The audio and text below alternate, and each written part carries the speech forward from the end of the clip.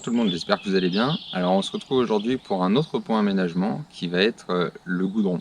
Alors le goudron, c'est d'essayer de comprendre comment on l'utilise, pourquoi on l'utilise et surtout comment est-ce qu'on va aller l'appliquer.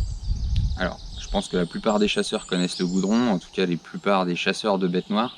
Il faut savoir que ça ne sert pas qu'aux sangliers le goudron. En fait, la plupart des animaux ont un attrait pour le goudron et viennent s'en servir en fait d'antiparasitaire, venir se frotter contre. Tout le monde a déjà vu la tache de goudron contre un arbre et les sangliers viennent se frotter contre. Et bien, il faut savoir que les chevreuils et les cerfs le font également. Alors, dans les goudrons, il y a une multitude de goudrons, je ne citerai pas de marque, mais certains goudrons sont dits plus attractifs que d'autres. On trouve du goudron de manière plutôt solide, d'autres plutôt liquide. Voilà.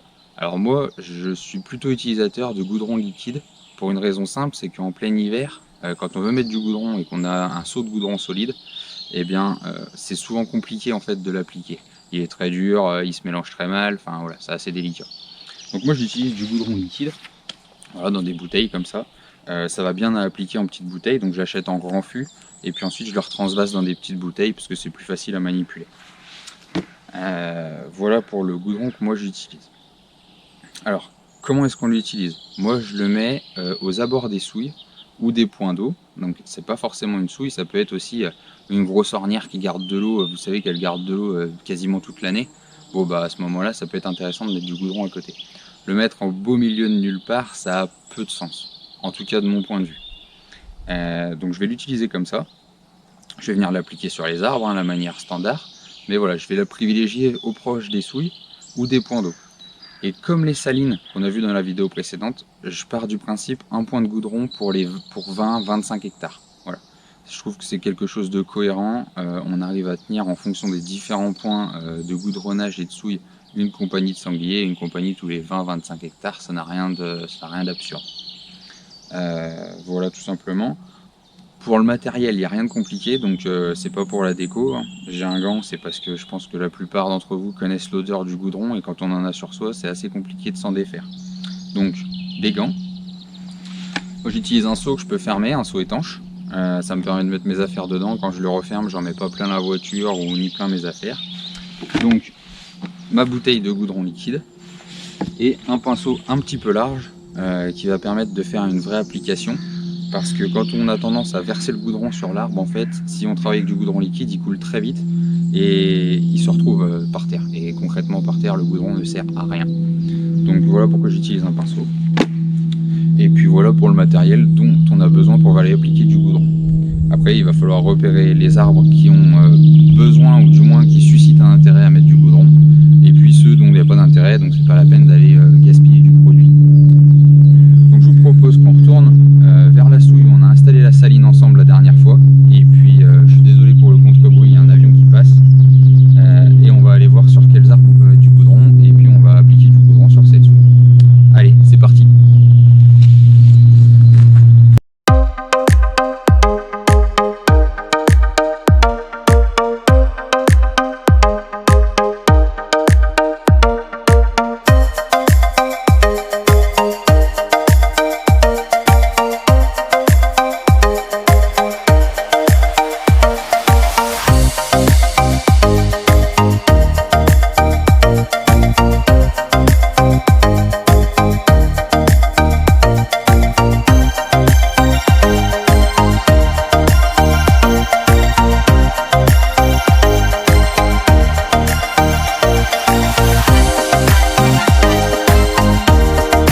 Bon alors voilà, on est au bord de la souille, donc la caracelle qu'on a installée l'autre jour elle est juste là.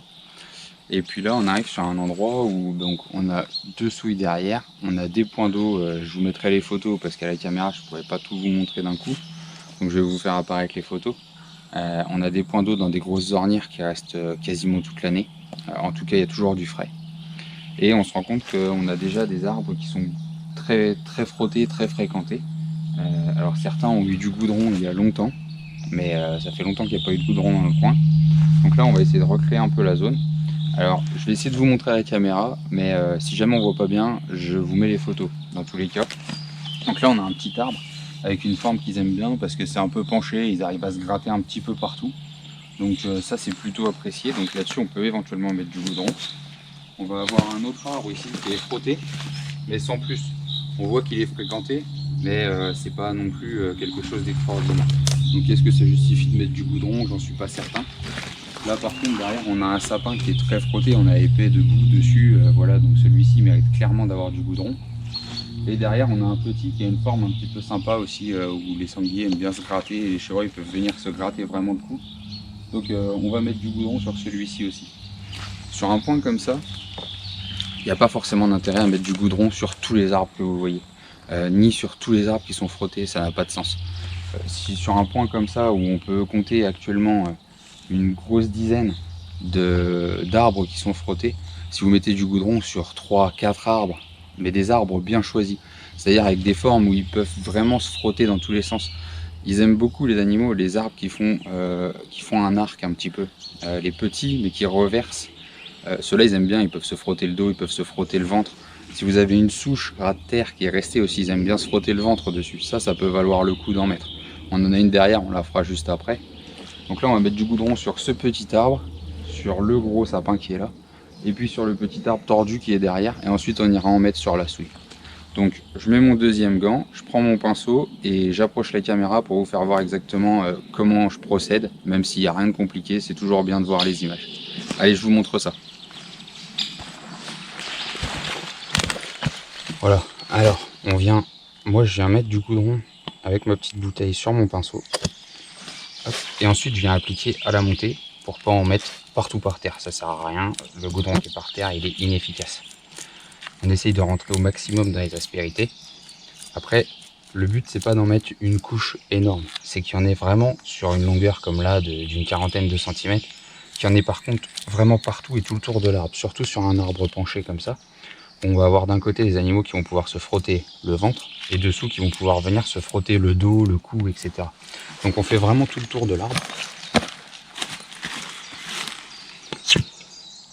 Et plutôt qu'en fait de mettre des grosses quantités très épaisses, il vaut mieux en mettre un petit peu moins, mais par contre revenir en mettre régulièrement.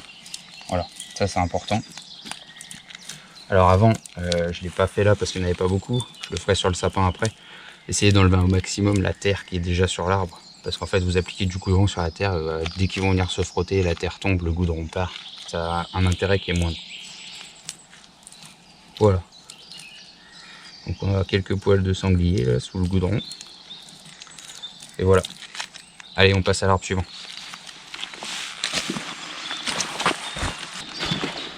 Voilà, donc là on est sur un arbre qui est bien frotté, donc on va prendre un petit bout de bois. Hop. Et on va essayer de gratter au maximum la terre qu'il y a. Là, il n'y en a pas énormément, donc ça va.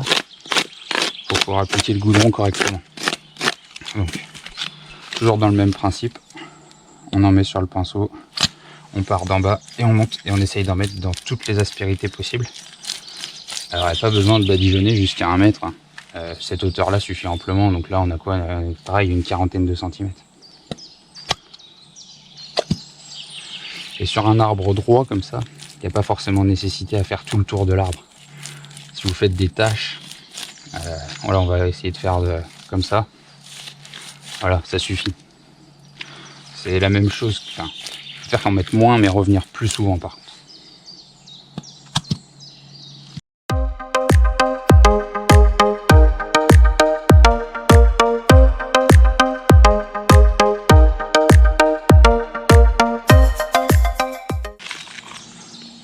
Voilà, bon, là on est pas mal, on a une jolie tâche sur une hauteur correcte. Voilà, moi c'est quelque chose que je vais venir réalimenter tous les 15 jours au maximum, des fois même toutes les semaines suivant la fréquentation.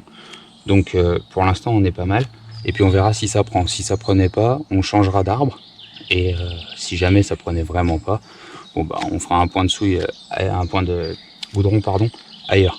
Donc là pour l'instant on laisse comme ça, on verra, on va faire le petit arbre qui est derrière. La petite souche qui est derrière la caméra, parce qu'elle est rat de terre et les animaux aiment bien ça pour se gratter le ventre. Et puis voilà, allez on continue.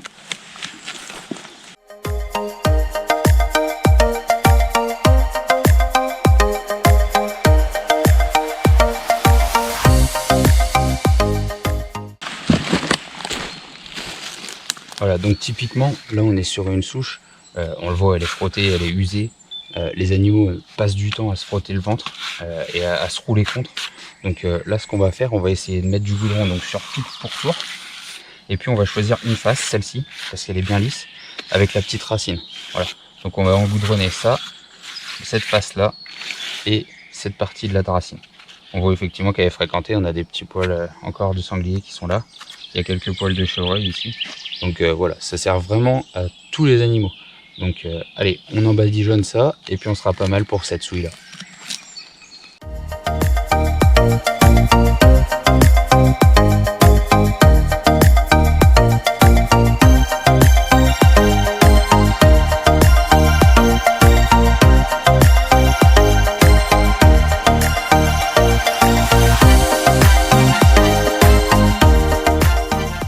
Bon voilà, on vient de finir de mettre du goudron sur cette souille, donc au total on a fait 3 arbres et une souche, ça suffit amplement, on verra comment ça prend, et puis de toute façon je vous ferai parvenir le suivi sur les réseaux sociaux pour ceux que ça intéresse.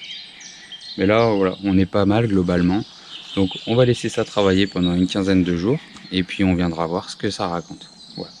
Donc j'espère que ça vous a plu, que ça a pu servir à certains, même si en soi mettre du goudron ça peut paraître très simple, il peut y avoir quelques astuces, quelques notions de combien je mets de points de goudron en fonction de mon territoire, savoir comment je les positionne, est-ce que c'est intéressant d'en mettre sur tous les arbres, etc. Voilà. J'espère que ça a pu vous servir.